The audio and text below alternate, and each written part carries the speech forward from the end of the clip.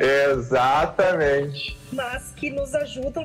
Nossa, eu tô bem feliz porque a gente tá tendo um retorno bacana dessa troca de conhecimento, dessa troca, porque é uma troca muito, muito rica de conhecimento para todo mundo, né? Porque geralmente tem live de tudo, né? Tem live de dieta, live de exercício, live disso, live daquilo, né?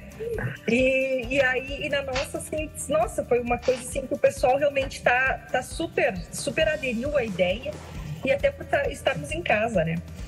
Então hoje a nossa... Não, e Diga. Tu viraste a Marília Gabriela das lives, né? Aí depois da live da Cláudia ontem, eu pensei, tô me reinventando, viu? Se não der certo como ergonomista, eu vou arrumar outra coisa pra fazer. Vá, com certeza. Vamos maratonar essas lives lá no Netflix. Não. Sabe que para virar podcast, o nosso amigo Thiago Marquese já tá transformando, né? A nossa de hoje. Claro, mas então, o Thiago é um fera, ele é um hacker. Eu já tô achando a minha equipe toda, né? Todo mundo fazendo. Se um dia isso vai render, a gente não sabe, mas a gente já começou. Exato. Querido, então hoje temos o prazer de encerrar nossas lives da semana, porque amanhã todo mundo descansa, dá uma paz, porque na segunda a gente volta com toda a pilha.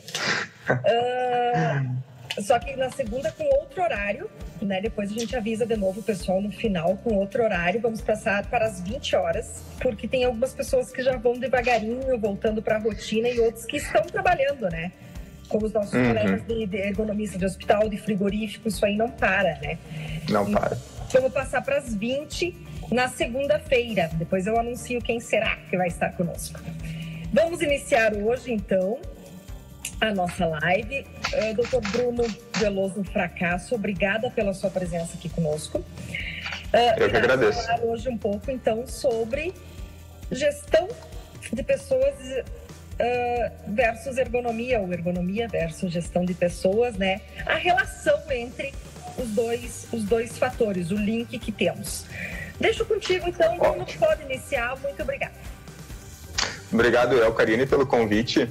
E eu vou fazer um pequeno brief da minha formação para chegar até onde eu propus esse assunto para nós discutirmos. Lá na minha faculdade, no final do curso, assim, na formatura, eles agraciavam um aluno como destaque acadêmico. Me davam uma bolsa de estudos, né? E no dia da minha formatura lá, eu fui o que fui agraciado, destaque acadêmico, e uma bolsa de pós-graduação. Me formei, fui trabalhar e fui ver os cursos de pós-graduação que eu tinha disponível, né, para eu fazer na minha instituição. Fui lá, só tinha de gestão, não tinha nada de saúde. Inclusive, a minha instituição ela é bem conceituada na área de negócios e tal. Saúde estava engatinhando, não tinha pós-graduação nenhuma. E eu pensei assim, não vou fazer nada, então, né, não tem nada de saúde. Saí de lá meio ratinho de UTI, querendo trabalhar com UTI e tal. Mas passando alguns meses, eu falei, não, vou fazer porque eu não vou botar fora, né? Era uma bolsa que dava em torno de uns 10 a 15 mil reais o curso. Vou fazer, fiz gestão de pessoas. Então, fiz a especialização de gestão de pessoas e liderança coach. Na minha turma, era uma turma heterogênea, com gente da área já atuando de vários segmentos. E eu ali, um piá, 21 ou 22 anos, escutando muito do que eles falavam, escutando muito, e comecei a fazer alguns insights de como os meus colegas que trabalhavam na área da saúde ocupacional tinham um olhar não tão atento a isso, ou que vendiam o seu serviço sem falar a língua do gestor, né? A gente chega lá e vende, eu vendo qualidade de vida. Grandes coisas, né? Tu tem que me vender resultado, tem que me vender produção, tem que me vender isso. E eu comecei a me atentar a isso e foi despertando cada vez mais o interesse de trabalhar nessa área. Daí eu encerrei a pós em gestão de pessoas e fiz a de fisioterapia do trabalho. Na fisioterapia do trabalho, mesma coisa, o raciocínio começa a ser como uma engrenagem, né? Foi indo, fui para especialização em fisioterapia forense e daí depois, no final, fiz a especialização em ergonomia. Então, geralmente as pessoas que estão na ergonomia, elas estudam a gestão de pessoas depois, porque elas veem o processo. E eu fiz o inverso. Eu cheguei na ergonomia por conta da gestão de pessoas. Porque eu comecei a ver que, na verdade, os idiomas eram diferentes, as pessoas falavam a mesma coisa, só que um no português e o outro no chinês. Não havia ali conexão entre as coisas que se falavam. Então, por conta disso, cheguei na ergonomia. Fiz lá minha especialização e tal, entrei no mestrado. Meu mestrado é em gestão em saúde e eu propus estudar saúde e segurança no trabalho, que é o que eu vinha estudando. Então, foi onde eu estudei os sistemas de gestão em saúde e segurança do trabalho. Lá, ISO 45001, OSA 18000. Então, a gente trabalhou sobre essa questão dos sistemas de gestão em saúde e segurança do trabalho, e um dos artigos que a gente produziu era saber quais eram os indicadores. Como é que eu acompanho se o sistema de gestão em saúde e segurança do trabalho está trazendo benefício, né? Como eu disse, eu tenho que chegar lá para o gestor e trazer resultado, para aumentar, né? Senão, nenhum gestor está pensando na maravilha que é trabalhar na minha empresa. Como as pessoas são felizes trabalhando? Não. Como as pessoas felizes trabalhando me rendem mais. É esse que é a lógica. É isso aí. E senão não dá para ficar muito na poesia, que senão... Enfim. Não vai rolar. Mas... A poesia. Então, daí, quando a gente fez lá um artigo sobre esses sistemas de gestão e sobre os indicadores... E ficou claro, não existe indicador de saúde e segurança do trabalho. Existe indicador de gestão de pessoas que reflete na saúde e segurança. Existem indicadores de produção que refletem na saúde e segurança. Existem indicadores financeiros que refletem na saúde e segurança do trabalho. Então, nós dentro dessa historinha toda, eu chego aqui hoje para conversar sobre isso. Sobre aonde que converge, né, gestão de pessoas e ergonomia, ou até se a gente pode explorar um campo maior como saúde e segurança no trabalho. Então, esse que é o contexto. Quando a gente entra numa empresa, eu falo sobre o viés muito de consultor, né? Eu nunca fui ergonomista de uma empresa, eu nunca tive o prazer de acompanhar todo um processo, né? Como, por exemplo, tu tem essa experiência de não ter nada, propor, testar, não deu certo, aprimora, testa de novo, deu certo, validou, beleza. Eu sempre tive esse viés do chegar, olhar, apontar, dizer o que tem que ser feito, faça um cronograma e até logo. Algumas vezes chamam de novo para ver se está dando certo, na maioria das vezes não, porque a gente sabe que a realidade é cumprir uma regra, né? Tem um documento, belezinha, tá cumprido. Então, toda vez que a gente entra numa empresa, a gente segue aquela lógica de analisar a demanda, depois de analisar a demanda, observa, daí faz ali o fechamento do diagnóstico primário, depois que tu fecha o diagnóstico, tu analisa novamente, e depois tu valida, né? Qual seria o melhor tempo? Tu faz proposições de melhoria, né? Tu validou aquilo. E se nós formos fazer uma analogia com o que a gente está acostumado a viver, assim, na saúde, né? Quando tu vai no médico, o médico te avalia, faz todo um exame clínico e ainda na dúvida ou para aumentar a assertividade do diagnóstico, ele solicita exames.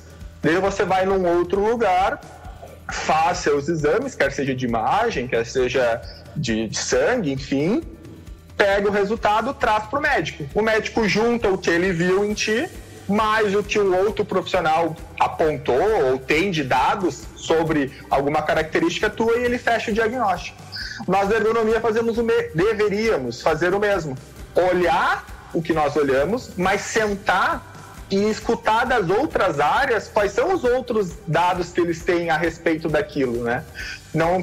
Não tem como eu chegar, olhar uma situação de trabalho e fechar o diagnóstico sem antes entender o que circunda aquela situação. E é aí que entra a gestão de pessoas. O processo inteiro, né, Bruno? Eu acredito, né? Se a gente não conheceu Exato. Ou tentar conhecer, porque eu digo pela minha experiência, conhecer mesmo, tem empresas que eu tô há quase 3 anos e a gente sempre descobre uma coisa nova, né?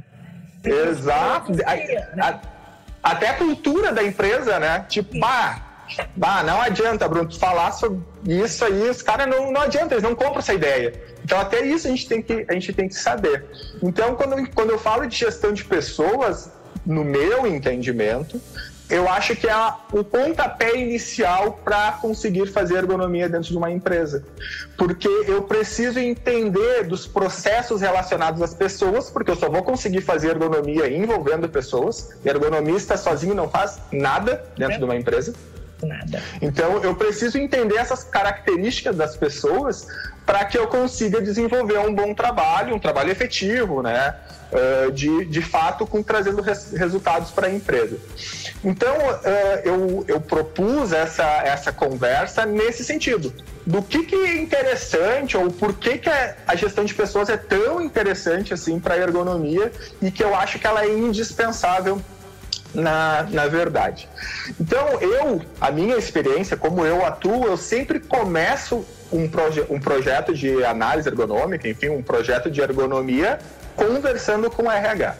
Primeira conversa é sempre com eles, porque é onde eu vou saber quais são os cargos, descrição de cargos, quem é o líder, quem não é líder, como é que é o sistema. É uma liderança mais horizontal, é mais verticalizada? Quem está no topo, quem está no meio? Quem está no meio conversa com quem está no topo, quem está na base conversa com quem está no meio, enfim. A gente tem que entender essa sistematização do trabalho, de todo o processo, né? Então, eu sempre começo a conversa com a gestão de pessoas para entender. E dentro disso, eu apontei algumas coisas que eu vou trazendo aqui para vocês, do que eu acho interessante a relação desse tema da gestão de pessoas com a ergonomia. E eu começo, então, com a liderança. Eu preciso entender os sistemas de liderança exercidos na empresa.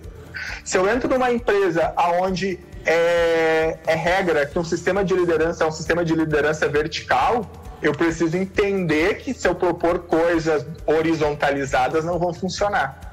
Eu preciso saber se a liderança, se ela é voltada para resultados. Eu vou então ter que entender que aquela equipe, ou ela está muito compenetrada em produzir, ou ela está destruída, né? Na motivação.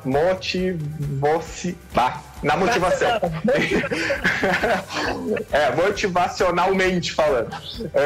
Então, a liderança ela é muito importante. No momento que eu tenho sistemas de lideranças que não estão alinhados com o perfil daqueles trabalhadores, eu vou ter estresse, com certeza. Se eu pego um líder que tem uma característica de deixar as coisas à la vontade, eu vou ter provavelmente uma equipe insegura, que não tem o norte, ela não sabe para onde ela tem que ir, né? Ela não tem a segurança de chegar assim, Karine, olha só, eu tô com um problema. O que eu faço nessa situação? Porque ela sabe, se ela chegar para a Karine vai dizer assim, não sei, vê aí o que tu acha melhor. Não tem aquele ponto de referência, né? Então, isso é uma questão que vai envolver nos nossos quesitos de ergonomia. Agora, se eu pego o inverso, ao invés de ter um líder que é totalmente democrático, eu tenho um líder que é faca na bota, assim, que é totalmente vertical, a gente chama de coercitivo, né? Um ditador. Poxa, eu vou entrar numa equipe sabendo que aquela equipe não vai contribuir em nada, porque eles sabem que eles estão lá só para produzir. Se eu quiser fazer uma ergonomia participativa, amigo, não vai fluir. E o que tu acha desse posto? Tá bom. Tá, mas tem alguma proposição para melhorar? Não, tá legal. É isso, ele não tem espaço de crescimento, ele não tem espaço de manifestar o seu interesse, de manifestar a sua opinião, ele não é ativo no processo.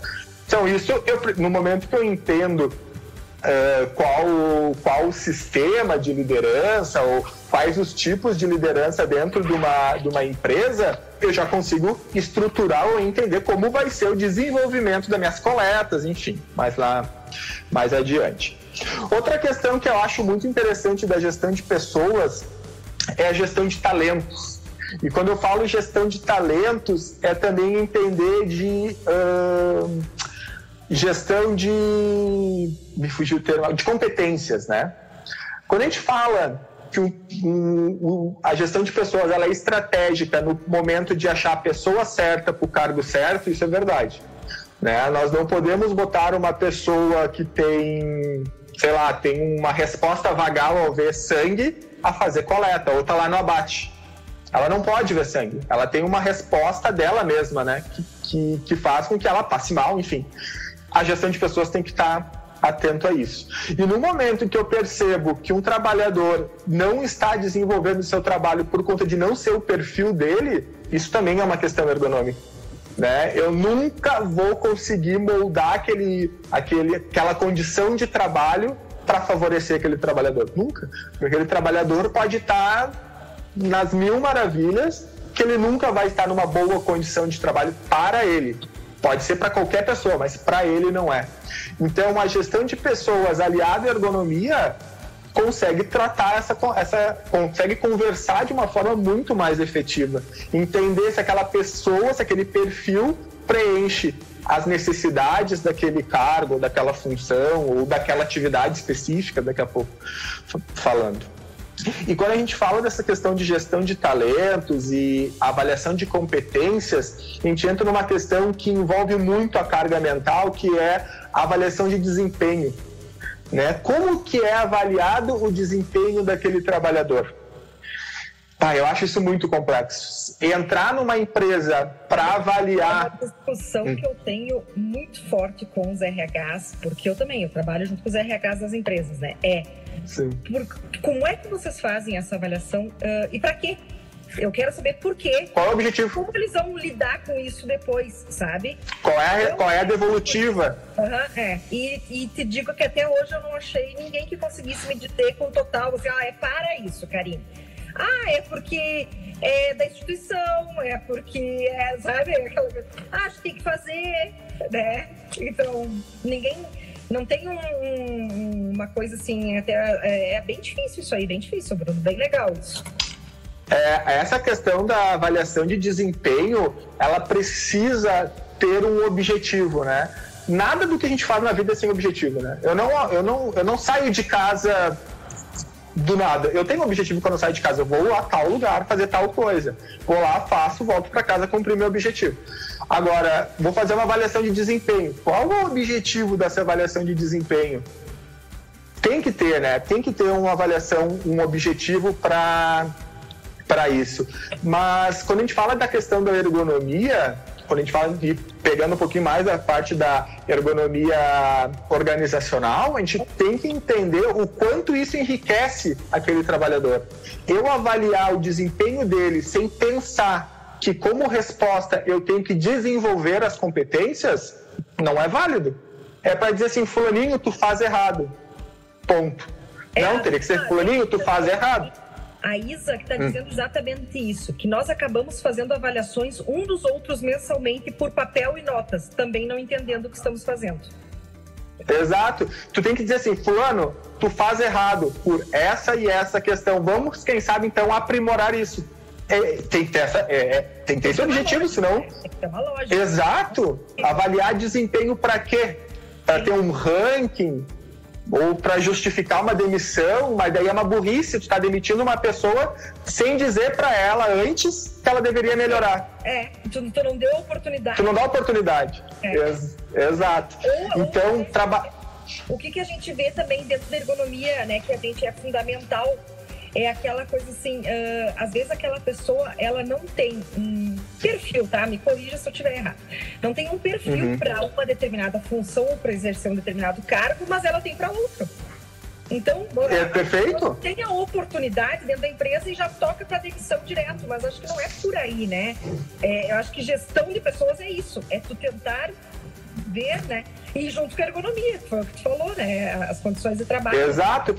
Se o nosso papel quanto ergonomista é melhorar as condições de trabalho, pensando lá na frente numa melhora da produtividade, a gente tem que entender que as coisas só acontecem numa empresa graças a pessoas. Com certeza. Ponto. Tu pode ter a melhor máquina, tu pode ter a melhor layout, tu pode ter, enfim, tudo perfeito. Mas se tu não tem pessoas operando de forma orquestrada, bonitinha, nada funciona. Tem um palestrante que fala, né, que no início, quem detinha o conhecimento, aliás, quem detinha a ferramenta é quem progredia. Lá no tempo dos nômades que começaram a produzir. Então, quem tinha a ferramenta, plantava e colhia.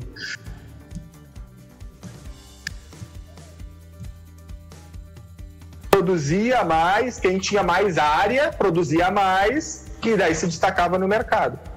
Daí, então, ele faz uma analogia que, ok, nós já estamos numa fase onde que o conhecimento está para todo mundo tem acesso a ferramentas, layouts, construções, grandes empresas têm condições, todo mundo tem condições. O que é o diferencial hoje das empresas? É a inovação. E quando a gente fala em inovação, não existe computador que inove, não existe linha de produção que produz inovação. Única peça, único produto, ou única coisa que inova são pessoas. E como que a gente conduz, como que a gente faz um ambiente propício para a inovação? E inovação não vamos pensar assim, nossa, o cara reinventou a roda. Inovação é qualquer coisa que se crie, que se dê valor àquilo, ou que melhore o valor daquilo que se faz. Então, se o processo seguia nessa linha e o trabalhador viu que se for na diagonal para baixo chega mais rápido, é uma inovação do processo que no resultado final melhorou a produção. É inovação, e a gente precisa de um trabalhador em que, num ambiente que ele entenda que se ele estiver atento e ver que isso aqui melhora o trabalho, vai ser validado. Porque se a gente está num sistema lá de liderança coercitivo e o cara quer assim, vai ser sempre assim, independente que eu mostre 1000 vezes que na diagonal é mais produtivo. Então, essa questão de falar de... Oi, desculpa. Não, o pessoal aqui está falando que depois que eles começaram a estudar mais sobre gestão, a questão da ergonomia mudou bastante, né? E que hoje em dia nas empresas eles falam sobre cultura de ergonomia, mas o que falta é ergonomia na cultura da empresa. É uma situação inversa, né? Que tem que ser... Perfeito. Então, só pra gente... Depois tem mais perguntas já, tá? Tu me diz a hora que tu quiser responder. Tá, eu vou fazer só o fechamento então agora, sim. Então, beleza. Essa questão de nós falarmos de gestão de talentos, para a ergonomia é fundamental. A gente entender que gestão de talentos tem dentro dela a questão da avaliação de desempenho, que a avaliação de desempenho ela só é positiva ou ela só tem um objetivo se tu tem uma gestão de competências, desenvolvimento de competências, e essa questão do desenvolvimento de competências faz parte do nosso trabalho, a gente entender que nós temos que sim desenvolver os trabalhadores para vários aspectos, sempre pensando no resultado final, que é aumentar a produtividade da empresa. A gente não pode falar hipocrisias ou querer falar muito... Não, a gente está lá para fazer a empresa render mais. Ponto. Obviamente, fornecendo saúde e segurança para o trabalhador, é isso. A ergonomia é muito bonita, a gente gosta, né? Tu também, é isso aí tudo. Só que a gente, assim, não pode ser... Ontem até eu brinquei com a Cláudia na live, né? A gente tem que ter o coração um pouco peludo. Tu não pode ser muito hipócrita e achar que tu vive num mundo saindo coraçõezinhos, né? Porque não é esse. É assim, ó... Vamos... O empresário... Desculpa, pode... Para quê? Para você trazer resultado. Você Ponto. É isso aí. Não é para tu ficar analisando o contexto, né? Tu tem que trazer um resultado efetivo. E eu vejo que junto com o RH a importância, Bruno, da gente, que como a gente tem que pegar a atividade prescrita do indivíduo, né, para fazer o cruzamento com a atividade real, a gente descobre muito erro, né? Erro é que aquilo se torna, não seria erro, aquilo se torna automático e ninguém nunca revisou. Né? Aí Exato, reprodução, só reproduz. É muito interessante mesmo, assim, depois o RH começa a entender, até eles perguntam, não, veja com o ergonomista se dá para ser assim, não sei o que, né? Não, e tu sabe que eu acho interessante o papel do consultor nesse aspecto, porque quando eu estou dentro de uma empresa onde eu tenho inúmeros processos acontecendo, dificilmente eu vou um dia parar para rever esses processos. Eu só vou reproduzindo. Daqui a pouco vem um ser divino lá externo e vai lá e bota o dedo na ferida. Olha só, isso aqui não tá certo. Daí tu para e fica, é verdade. Então, eu acho o papel do consultor muito importante nessas questões, que a gente sai lá para tirar a empresa do status quo dela lá, tirar ela da inércia. A gente também não é hipócrita em dizer assim, o engenheiro de produção, ele tá nem aí pro pessoal. Gente, o engenheiro de produção tem o objetivo produção. O ergonomista tem o objetivo ergonomia. O médico tem o objetivo médico. Isso tudo vai ter que, no momento, ficar homogêneo. Não dá para deixar heterogêneo, porque senão as coisas, cada um vai para um lado. Então, cada um tem seus objetivos e entre todos eles tu tem que ter um objetivo comum, que é a produtividade, que é a sustentabilidade da empresa, que senão todo mundo lá na fila do INSS. Com certeza, né? Vamos lá para as perguntas, então. Depois a gente volta nos temas. Assim, ó. Estudos, só complementando isso que tu está conversando aqui, que a Aline está falando aqui, né? Que entender as habilidades e as limitações dos trabalhadores ajuda muito na gestão. Porque você coloca as pessoas onde realmente elas poderiam dar o seu melhor. Perfeito. Né? E os estudos mostram que os índices de absenteísmo são altos em empresas onde a gestão é autoritária. Né? E sabe o que é o pior? Eu acho que o pior ainda é o presenteísmo. Não, e o absenteísmo, a Karine adoeceu, vai embora, não está na empresa, eu sei que o cargo da Karine, o posto da Karine vai ser ocupado por alguém. Para mim, gestor, o absenteísmo é menos pior que o presenteísmo, porque daí a Karine está insatisfeita, não está produzindo como deveria produzir, mas ela ainda está lá ocupando a cadeira. Então, ela vai diminuir a produção. Então, às vezes o pessoal fala tanto do absenteísmo... Um boicote horizontal entre trabalhadores, né? Então, o pessoal geralmente... O pessoal fala muito do absenteísmo, mas o que me preocupa mais ainda é o presenteísmo. São as pessoas que estão lá, mas não estão produzindo. Por essas questões diversas. Pode ser por dor, pode ser por desmotivação, pode ser por... mas está lá sem produzir. Uma das perguntas, então, que saiu, Bruno, foi a seguinte... Algum método ou protocolo você tem para fazer a identificação da cultura que mais é dominante dentro da empresa ou de um setor? Não, porque cultura não tem como tu descrever. É como tu tentar descrever qual é a cultura do Brasil. É difícil. Talvez para mim eu vou dizer assim, a cultura do Brasil perante ao mundo é ver um monte de mulher pelada sambando na Sapucaí. Talvez para aquelas mulheres que desfilam, mas assim, a cultura do país é explorar a brasilidade, a alegria do povo. Então, as pessoas interpretam cultura de uma forma diferente. O que a gente precisa ter feeling e uma sensibilidade de ir acompanhando. Para quem é consultor, isso é...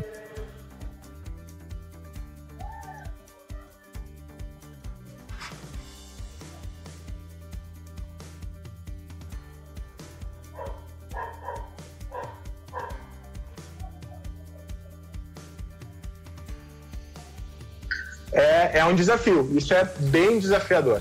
Muito complicado isso aí, é bem difícil, né? Porque, assim, às vezes eu noto pela minha prática, existem empresas que têm uma cultura, por exemplo, assim, a cultura de tudo deixar passar, sabe? Tudo deixa passar, tudo...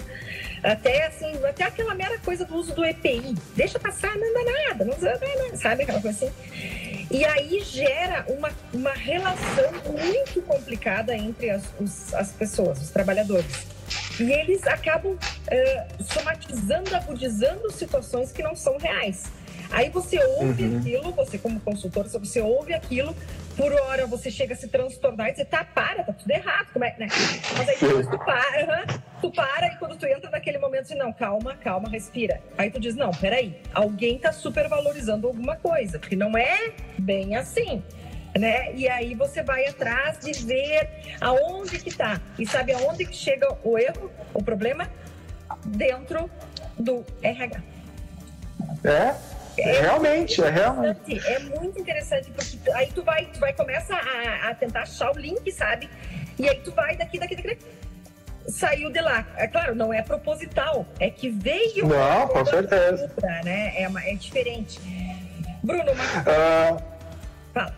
Então, só deixa eu fazer uma complementação que é bem interessante, que é até uma questão de discussão de semântica. RH e gestão de pessoas, né? Muitas vezes tu chega na empresa e vocês têm gestão de pessoas? Sim. E tu entra no lugar, o que vocês fazem? Departamento pessoal, folha de pagamento, benefícios.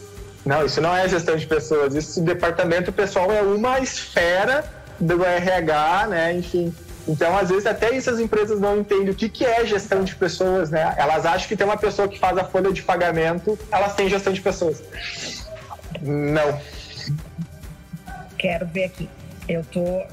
Chega as perguntas. Vamos lá. Você concorda com a ergonomia de seleção? Na legislação, não pode ser nos cobrado quanto a isso? Então, eu, quanto ergonomista, não concordo.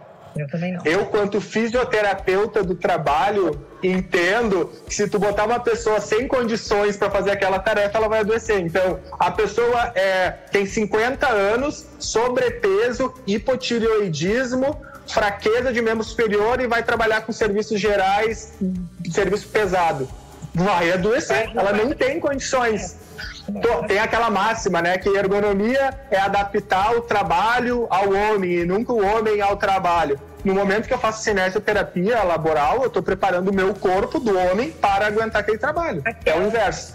É dicotômico. Aí vem aquela história dos tal dos perfil, né?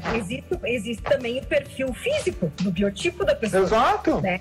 Exato. Eles situações, não é só o perfil mental ou de capacidade físico, também tem, né? Não vão querer a Karine virar maratonista. Não vai rolar. Não, vamos pegar bem prático. Pega o pessoal da desossa lá do frango. Tá. E ele não tem força de membro superior. Cara, ele precisa ficar em isometria com o negocinho lá um bom tempo. Ele precisa ter resistência muscular dessa musculatura. Então, se eu não me atentar a isso quando fisioterapeuta do trabalho, eu estou expondo o trabalhador possivelmente a uma lesão por falta de condicionamento. E se a gente pegar os números exatos que são realmente colocados, que o SESC coloca na saúde ocupacional na medicina, a gente consegue ver isso aí. Que as pessoas acabam tendo sofrimento, questão osteomuscular, né? É bem interessante isso, na verdade. Bruno, você descreve e elabora um relatório para apresentar para o gestor ou somente para te orientar nas suas ações? Eu tenho um perfil de ser soco no estômago, assim, eu joelhaço mesmo. Eu gosto da terapia do joelhaço. Eu não consigo entregar um parecer ergonômico, uma análise ergonômica do trabalho sem dizer o que eu evidenciei. Já tive momentos o jurídico me chamar para uma nova reunião para eu refazer uma análise, por exemplo, porque do jeito que estava escrito não era interessante para a empresa e a gente tem que brigar por isso e eu não fazer. Já teve situações do engenheiro querer que a gente mudasse algumas questões de pontuação, por exemplo, de ferramenta, porque isso não ia ao encontro do que eles acreditavam que era benéfico para eles.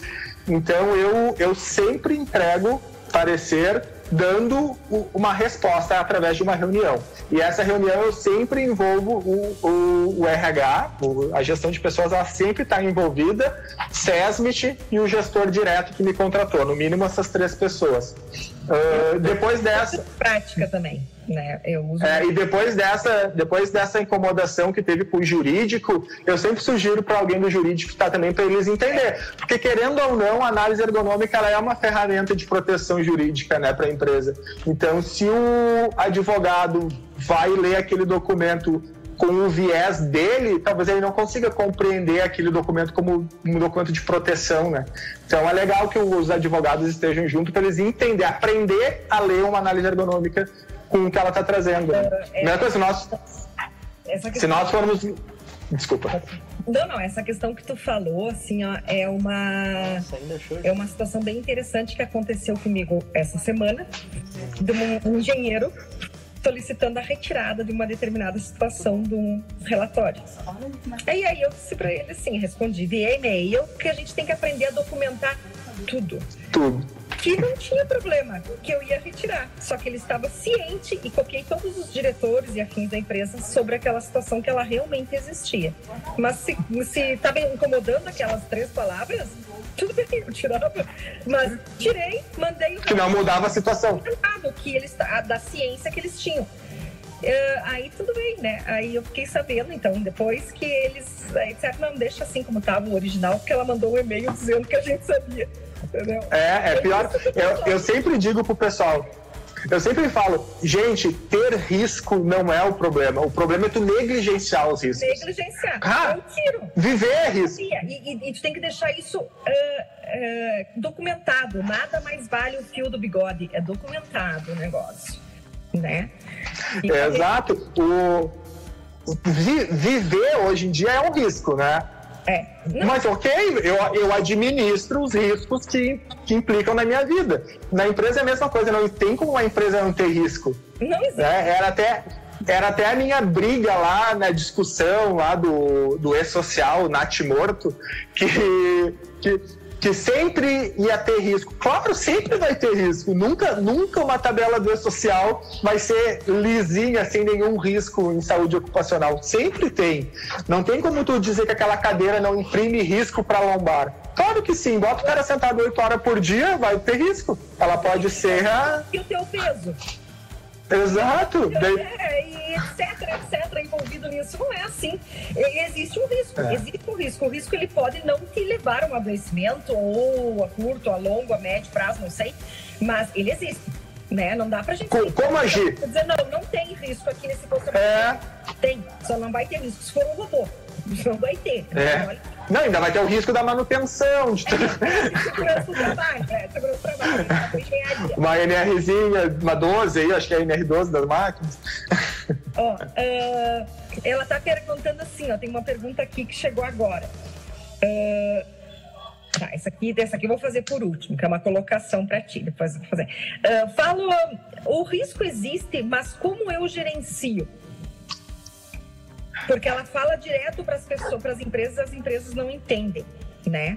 Eu gosto muito do FIMEA, porque a gente consegue categorizar o risco e tudo trabalhar com prioridades nele, né? Se eu tenho 5 riscos desses... Deixa eu ver, aqui. Se eu tenho 5 riscos e um desses riscos ele é muito alto ou ele é muito intenso, esse tem que ser tomado uma medida a curto prazo. Eu tenho um risco que é levíssimo, ocasional. Ele pode ficar lá para longo prazo ser tomada alguma atitude. Eu acho que... Eu gosto muito do FIMEA. É uma ferramenta que eu uso e que eu acho interessante porque ela dá essa questão bem visual, assim, né? Tu consegue visualizar e categorizar, tipo, um risco para ser tratado a curto, um a médio e um a longo prazo. É um método que eu uso, eu recomendo, assim, eu gosto bastante. É a forma que eu trabalho, que eu acho que também é a forma mais visual para ela é bem visual. Porque a gente tem que pensar isso também, né? Não dá simplesmente pra gente sair escrevendo e tu tem que entender que é uma pessoa leiga que vai ler aquilo ali, tu tem que explicar. Então, uma vez a gente recebeu uma porcentagem financeira, né? Em espécie, para vocês entenderem também para onde você está querendo chegar com aquilo tudo, né? Uma vez, por exemplo, uma empresa nos contatou para fazer um orçamento para interpretar a análise ergonômica. Era uma análise ergonômica desse tamanho, de um hospital aqui de Porto Alegre, e eles não sabiam o que fazer com aquele documento, então eles queriam uma consultoria de como entender o documento que eles compraram. Prefiro não me envolver em polêmicas nesses casos. Exato, vamos embora. Eu vou continuar então com as minhas anotações aqui da sequência, tá? Então a gente falou de liderança, falamos de gestão de talentos, além da gestão de talentos, falamos da gestão por competência, desenvolvimento de competência, a questão da avaliação do desempenho ter um objetivo, né? Daí a gente entra depois, que eu acho muito interessante nós falarmos do clima organizacional da empresa, né? Uma coisa que eu sempre faço, sem exceções, é pegar o clima organizacional, o documento de avaliação de clima organizacional da empresa e estudar esse clima. Porque no momento que eu estudo a avaliação do clima organizacional, eu já consigo ter uma noção da cultura. Se é uma avaliação de clima organizacional voltada totalmente à produção, eu posso ter certeza que a cultura dessa empresa está voltada à produção. Nós temos duas coisas. A avaliação de desempenho avalia o trabalhador. A avaliação de clima avalia, de certa forma, a empresa. Então, se a empresa cria uma ferramenta no qual ela só quer saber como os trabalhadores a veem por produção, quer dizer que ela está preocupada em só saber isso. As outras coisas não estão influentes. E nisso daí a gente consegue ver, então, a cultura de SST. Se na avaliação de desempenho eles não perguntem nada se o trabalhador... entende como satisfatório os treinamentos relacionados ao uso de EPI, quer dizer que ela não tem interesse de saber se está bom ou se está ruim. Se ela não pergunta se o trabalhador acha que o ambiente físico permite que ele desenvolva o seu trabalho de uma forma satisfatória, quer dizer que ela não tem interesse de saber isso da opinião do trabalhador.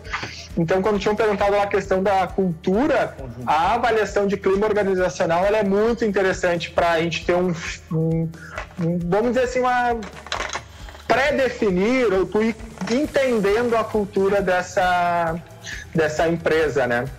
Eu gosto muito quando falam da avaliação tanto de desempenho quanto de clima organizacional, quando ela vem estruturada no modelo que a gente chama de 360. 360, tipo, tá aqui o trabalhador, então ele é avaliado por alguém da mesma nível dele, alguém no nível teoricamente abaixo do seu coordenador e da chefia. Então tu consegue olhar a percepção de várias pessoas em torno de uma atividade ou de um trabalhador, né?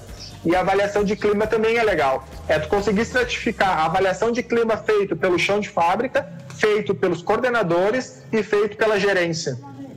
Se a gente, nessas três, a gente identifica que existem coisas totalmente desconexas ou diferentes, a tratativa nessas esferas também são diferentes.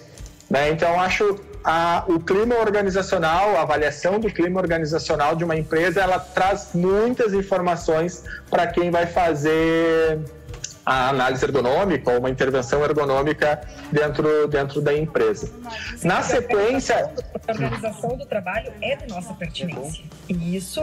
com certeza. É bem nesse quesito, né? Exato, exatamente. Nessa questão da avaliação organizacional, existe uma questão também que é a gestão das queixas. Isso é interessante, né? Muitas vezes se tem uma avaliação de clima organizacional e da mesma forma que da avaliação de desempenho, e o que se faz? 60% das pessoas se queixam que o banheiro é fedorento. Tá, o que foi feito para isso? Como que vocês gerenciam?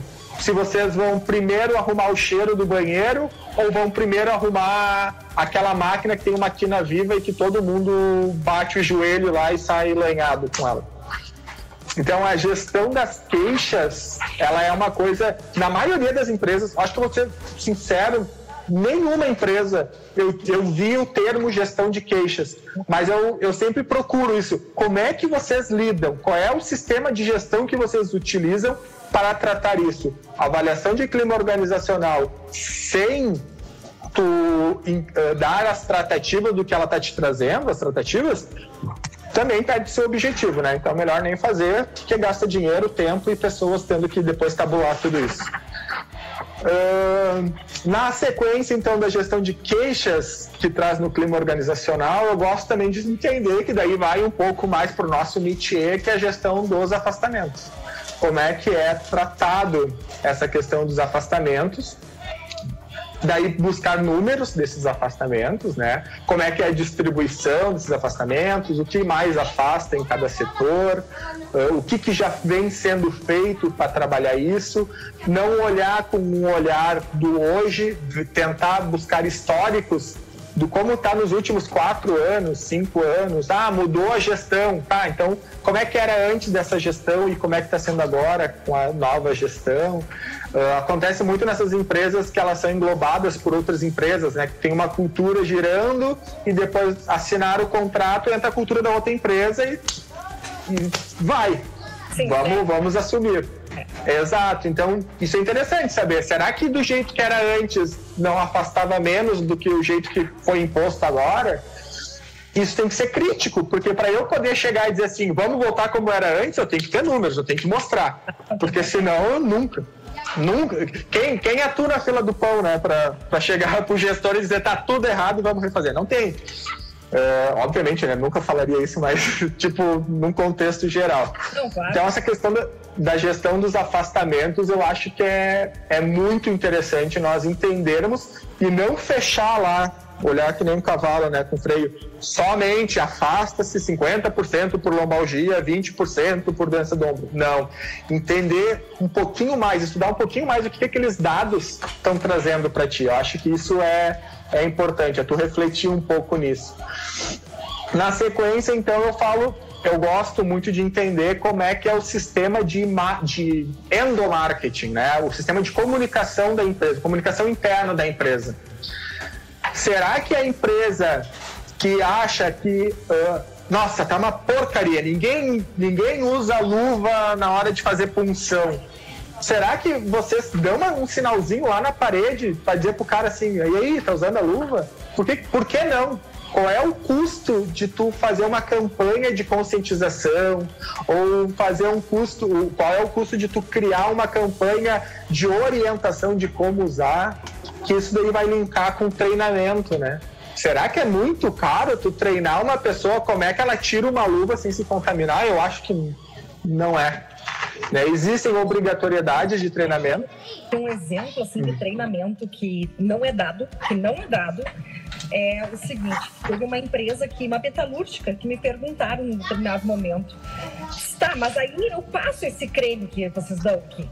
Eu sou ergonomista, não tinha nada a ver com o creme, né? Para começar, eu passo esse creme que vocês dão. E aí eu perguntei, tá, como é que tu passa esse creme então? O que que tem o creme? Porque a reclamação era da luva, né? Não, eu pego o creme e faço assim, E aí eu, não, tu passa até aonde? Aqui? E eu disse, mas meu Deus, não, tem que passar no braço inteiro, só de manga curta, sabe? Aí tem todo, tem que fazer assim, tem que espalhar, porque é uma malha, porque serve pra isso, porque é pra queimadura, blá, blá, blá, pra fazer uma, né? E aí, aí saindo disso, voltei para o setor da empresa e disse, gente, essas pessoas estão, como é que tá o treinamento, não sei o quê. Não, a gente dá os EPI, sim, pego, né, cara? É creme para as mãos, só que ninguém explicou pro cara que é soldador. Sim. Tava assim, ele tem que passar até aqui o creme para as mãos, né? Não, ele faz. E se a gente trabalhar um pouco a empatia, né? Se tu for pensar na questão social, como é que é creme para aquela pessoa? É a esposa falando, olha, passa um pouquinho, e tu vai. Tu vai gastar muito, esse negócio que é caro. Exato! Então, tipo, vai muito além, muito além do que simplesmente passar o creme para proteger de queimadura. E tu sabe que nós tivemos aquela época de frigorífico falando disso, a questão da empatia. Essas situações, Bruno, que nas empresas geralmente sai do RH. O que é o compras? Compram padronizado. Eu odeio a palavra padrão. Eu sou anti-padronizada, né? Por quê? E compram tudo. E tinha um frigorífico que começou a vir muitas queixas. É uma grande economista, muito minha amiga, que ela me trouxe esse problema. A Karine começou a vir queixas dos óculos, que os óculos embaçavam, que os óculos isso, que os óculos aquilo, que era um padrão. E ela, como fisioterapeuta, resolveu descobrir o que tinha, cara. O que tinha? Nós estamos aqui na Serra Gaúcha com frigoríficos que estavam com 12 a 13% de senegaleses, haitianos, de estrangeiros. E a aba nasal deles é mais larga que a nossa. Sim. Então o óculos não encaixava, ele ficava mais alto, consequentemente entrando do risco biológico, sangue, vísceras, aquela coisa toda por baixo e embaça, realmente, né? Tu veja, a tal da padronização. E os RHs ainda são assim, né? É que não existe gestão de pessoas. É tudo igual, né? Tudo nivelado. Né? Eu adoro assim, aqueles RHs que tu chega, é todo mundo auxiliar de produção. Só tem diretor, vice-diretor, auxiliar de escritório, auxiliar de produção, auxiliar de quê, né? E aí tu fica, tá, mas cara, não tem nada, né? Tu começa... E aí tu começa a mexer. Só que é bem interessante, assim, que o pessoal falou ali antes sobre isso. É uma equipe multidisciplinar que tem que trabalhar. Mas aí, infelizmente, nós ainda encontramos os Ctrl-C, Ctrl-V do mercado. Sim. Tudo igual, né? É muito triste essa situação. Ontem ainda estava falando com um colega ergonomista, nós estávamos discutindo algumas questões e tinha assim, operador 1, operador 2 e operador 3. Eu falei assim, cara, a gente tem que entender o que é. Daqui a pouco o operador 1 paletiza manual, o operador 2 paletiza numa planta que é mecanizada e o operador 3 só gerencia uma máquina. Para mim, ou dizer operador 1, 2 e 3 não quer dizer nada, eu preciso entender o que eles fazem. Né? E às vezes essas questões precisam ser entendidas. Daqui a pouco eles falam assim, vocês fizeram aí treinamento para o pessoal, para os operadores? Sim. Sobre o que? Manuseio de carga. Beleza, de quando tu vai ver, tem lá um operador que não manuseia carga. Ele fica o dia todo amarrando, sei lá o quê. Então ele tinha que ter feito um outro tipo de treinamento para eles, né? Então essas questões de treinamento, eu gosto de falar endomarketing, que é o marketing interno da empresa, linkado com treinamento, eu acho fundamental. A gente tem que ensinar, a gente tem que educar o trabalhador para que ele saiba o que ele está fazendo e dê sentido do que ele está fazendo. Fazer por fazer, nenhum de nós gosta. Eu tive uma aula com o Paulo Barros, na URGS, de ergonomia, que ele falou um termo que eu levo para a vida agora, que é a ergonomia de pai e mãe. Se tu olha para um posto de trabalho e tu acha que teu pai e tua mãe podem trabalhar, ele tá legal. Agora, se tu fala assim, meu pai e minha mãe, eu não deixaria trabalhar dessa forma, para aí, pensa, alguma coisa tá errada. E isso eu levo para a vida. É ergonomia de pai e mãe, é médico de pai e mãe, é... Tudo. Porque Deus o livre alguém falar do pai e da mãe, né? Exato. Então, se não serve pro meu pai e pra minha mãe, não serve para aquela pessoa que é pai e mãe de alguém também, né? Ou é filho, ou é marido, enfim. Com certeza. Então... Uma pergunta que eu tenho aqui. Doutor, quando fará um curso ou uma mentoria sobre o tema? Spoiler! Não sei. O Douglas, que é meu sócio na Inicial, lá no trabalho que a gente faz de fisioforense, ele o cara é quase falei um palavrão, ele é fantástico, né?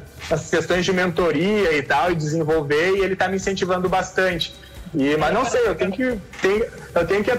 daí eu vou ter que aprender com os dinossauros que tem aí, a Karine, Douglas, enfim. Mas é uma coisa, eu não falei da minha... Eu não falei.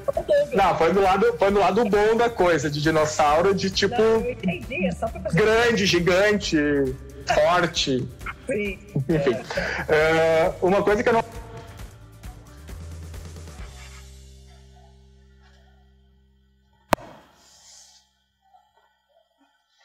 Me sofre, sabe? Porque eu tenho que. E acabou. Então, eu acho. Caiu alguma coisa aqui. Eu acho que esses processos de mentoria e tal precisaria ter aí, eu pensar uma coisa muito objetiva, porque senão daqui a pouco falo e não falo nada. E mentoria tem que ser assim, uma pessoa que trabalha, que está no local e ela quer aprimorar aquilo. E ela vem com perguntas específicas. Porque se não for isso, faz um curso. Ficar viajando não dá. Tem que ser objetivo, né? Exato, se tu não está no mercado, se tu nunca fez, vai fazer um curso. Daí tu entra no mercado, começa a fazer, vê dificuldade em algumas coisas, daí tu faz uma mentoria. Então, por isso que eu nunca me arrisquei, eu acho, nessa questão, para quem perguntou. E eu acho que deve ter sido o Douglas, porque hoje ainda ele me deu um pesaço. Tá, e aí, e essa mentorinha? Foi? Sabia. Olha aqui, sabia. Foi ele mesmo. Uma pergunta agora, uma dúvida minha, que de repente tem algumas pessoas que tenham também. Como você entra com essa questão, Bruno, com os RHs, porque nós temos ainda 4 minutinhos. Tá. Com os RHs, né, RH, porque a maioria das empresas é RH, não é é RH. Como tu aborda que eles têm que entender essa diferença do que é recursos humanos e o que é gestão de pessoas trabalharem junto com a ergonomia, onde naqueles de extrema resistência, sabe? Aquilo que tu falou. O RH é o pessoal que faz a folha de pagamento. Enfim. Nessa questão, Karine, da minha experiência, tá? Pode ser que não seja isso na experiência dos outros colegas que estão acompanhando ou que fizeram a pergunta. Mas a minha experiência, geralmente, quando eu entro em lugares que são assim, é porque determinam que seja assim. Então, a culpa não é daquelas pessoas que estão lá, e sim de um nível acima. Então, no momento que a gente trabalha numa forma de consultoria, uma das coisas que tem que ser falada na devolutiva é isso. Talvez um dos apontamentos do próprio documento, na própria análise ergonômica, é esse posicionamento, né? Então, muitas vezes, a culpa não é do pessoal do RH que está fazendo isso, é porque eles são cobrados isso, né? Eles foram contratados para isso, eles respondem por isso, as suas responsabilidades tangem aquelas ações. Então, geralmente não é com eles que eu trato. Porque senão é a mesma coisa assim sei lá, o cara tá trabalhando e sua muito e não tem um banheiro para ele tomar banho depois. Eu dizer assim, cara, por que tu não toma banho antes de ir embora? Não é ele o culpado, né? Eu tenho que ir mais acima em quem manda ele fazer aquilo, ou quem detém o poder de mudar aquela situação. Então a questão do RH nunca é com RH específico. Eu sempre falo isso para a gestão que vai gerenciar esse RH. Bruno, olha, falta tempo como sempre, né? Mas eu gostaria então de agradecer por ter aceitado o nosso convite, por estar sempre junto com a gente nessa live, porque a gente é parceiro aqui no Rio Grande do Sul há muito tempo já, né? Para quem não sabe, eu, Douglas, Thiago Marchese, a gente tem o doutor Blum, eu chamo ele de Blum, né? O Carlos. Então tem uma equipe, assim, a gente tem um hall de fisioterapeutas do trabalho, ergonomistas aqui no Rio Grande do Sul, que a gente trabalha em conjunto. E um deles é o Bruno. Cada um com a sua vertente, isso que é bacana, né? Que é cada um com a sua vertente, mas sempre somando e procurando o nosso trabalho. Bruno, te agradeço. E sem muito menininho, né, Karine? Não, sem muito. Né? Não. Começou com frescurinha, a gente já corta a turminha, né? A gente é meio grosso. Né? Porque... Não, é que não dá. As pessoas têm que entender. Isso foi legal que tu falou, Bruno. As pessoas têm que entender a diferença de uma discussão técnica de uma situação pessoal, né? Exato. Então, e o objetivo? Qual é o objetivo de discutir isso? Né? Justamente. Então, assim, agradeço por estar participando dessa live conosco. Tô só recebendo aqui, comentários bacanas, sabe? Elogiando a tua live, grande profissional. Eu não sei por que quem nos conhece está dando risada, não tô entendendo a piada. Então, assim, o pessoal parabenizando nós aqui do Sul, pedindo mais. Vamos bolar um outro tema, Bruno, vamos trazer, então. Vamos. Mais lives. Agradeço, assim, do fundo do meu coração, valeu por esse sábado à tarde estar aqui com a gente. E principalmente... eu fiquei muito feliz. Fechando com chave de ouro a nossa semana de lives, que foi uma brincadeira que iniciou de quarentena, né, com a Karine falando lá sobre frigorífico, né, sobre 11228, na verdade, e virou nessa bacana pra caramba, o pessoal pedindo, e tá sendo muito legal. Eu fiquei muito feliz com o convite. Antes de tu se despedir, eu quero só deixar, então, já, pessoal, amanhã vamos deixar vocês descansarem, né, porque senão vocês cansam demais de mim, né, porque eu tô virando agora uma blogueirinha, assim, do negócio, a blogueira da ergonomia. Tu virou a Marília Gabriela do negócio, entendeu? De frente com Karine.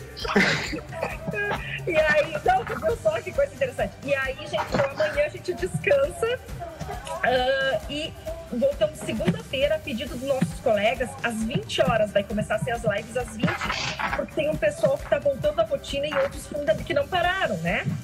Então, assim, às 20 horas, segunda-feira, vai ser uma live com o doutor Omar Alexandre. Uma baita live, então, de peso, que vai estar falando com a gente também sobre as experiências dele, com certeza, mas trazendo todo o rico conhecimento que ele tem. Então, segunda, dia 30, com o Omar Alexandre, às 20 horas, aqui no nosso Instagram.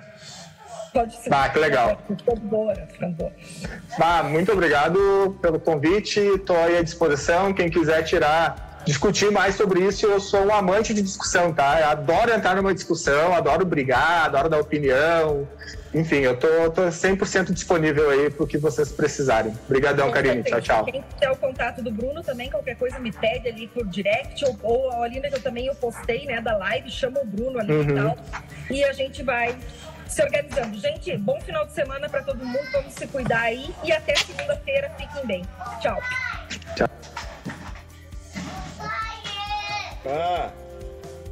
Eu vivi furado.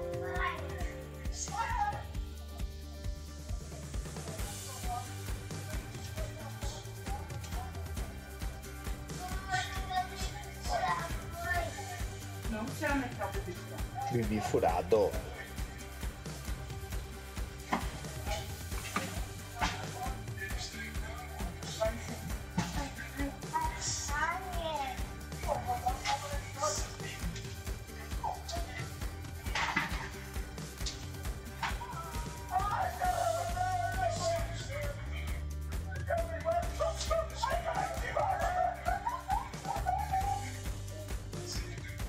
Criar as lives, né, Bruno? Exatamente. E no dia contamentos do... A primeira vai ser uma live com o doutor Bruno também.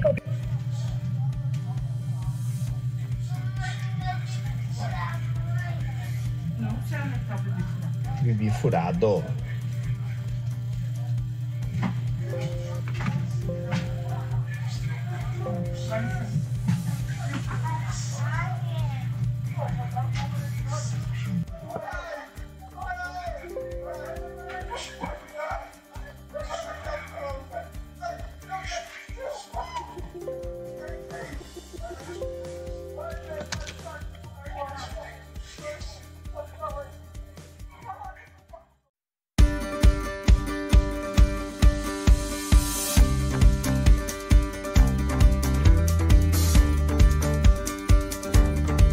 Negócio é Saúde é um oferecimento de